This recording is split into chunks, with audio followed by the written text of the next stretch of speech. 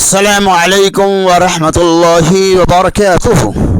ایک مسلمہ حقیقت ہے کہ اللہ کے عذاب کے سامنے دنیا کی کوئی پاور یا کوئی سپر پاور ایسی طاقت نہیں ہے جو کسی کو بھی اللہ کے عذاب سے روک ڈالے، یا اللہ کے عذاب انسانیت کو عاجزی اور انکساری کی طرف دعوت دیتا ہے، یا اللہ کا عذاب انسانوں کو اس بات سے آگاہی کرتا ہے کہ تم اپنے آپ کو سب سے بڑا تصور نہ کرو، سب سے بڑا طاقتور سپر پاور مت سمجھو، اللہ کے عذاب سے تمہیں بچایا نہیں جا سکتا ہے۔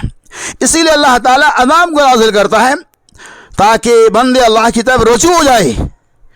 آج دیکھیے آپ کے سامنے یہ امریکہ جو دنیا کا سب سے سپر پاور ملک ہے، جنہوں نے نہ جانے کتنے مسلم ممالک کو تباہ و برباد کر دیا، آج اللہ کے عذاب کے لپیٹ میں آ چکا ہے۔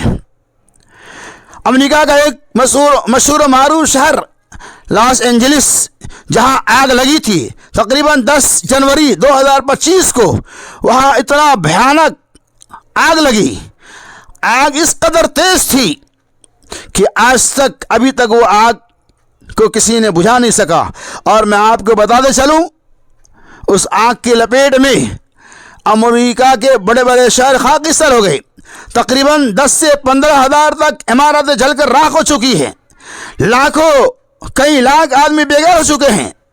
سپر پاور ہونے کے بعد بھی اپنے بچاؤ کا کوئی انتظام نہیں کر سکا۔ پتہ یہ چلا کہ اللہ کے سامنے کوئی سپر پاور نہیں۔ یا امریکہ جنہوں نے تباہی مچائی تھی، اپنے آپ کو سب سے بڑا تصور کر رہا تھا، اللہ کے عذاب کے زد میں آ گئے۔ اب اس کی ساری طاقتیں، تمام دماغ، شیطانی تمام سازشیں نکل چکی ہیں۔ اب اس عذاب سے بچاؤ کا کوئی راستہ نہیں ان کے بعد۔ یقیناً یہ عذاب ہمارے لیے بھی عبرت کا ذریعہ ہے۔ یقیناً یہ عذاب جو غیروں پہ آیا ہے، جس کی وجہ سے کفار مشرکین تباہ و برباد ہے، ہمارے لیے عبرت کا ذریعہ ہے کہ ہم ایسے عذاب کے آنے سے پہلے ہم بچاؤ کریں، یعنی اپنے اعمال کی اصلاح کریں، اللہ سے اپنا تعلقات کو جوڑیں، اور یہ یقین رکھے گا اللہ کی لاٹھی میں آواز نہیں ہے، اللہ کی پکڑ سے کوئی نہیں بچ سکتا ہے۔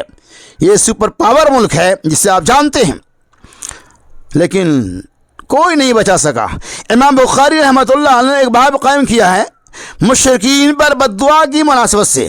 محدثین فرماتے ہیں کہ کفار پر آفات و بلیات کا ٹوٹنا، اللہ کا عذاب کا آنا ہمارے لیے مقام شکر ہے۔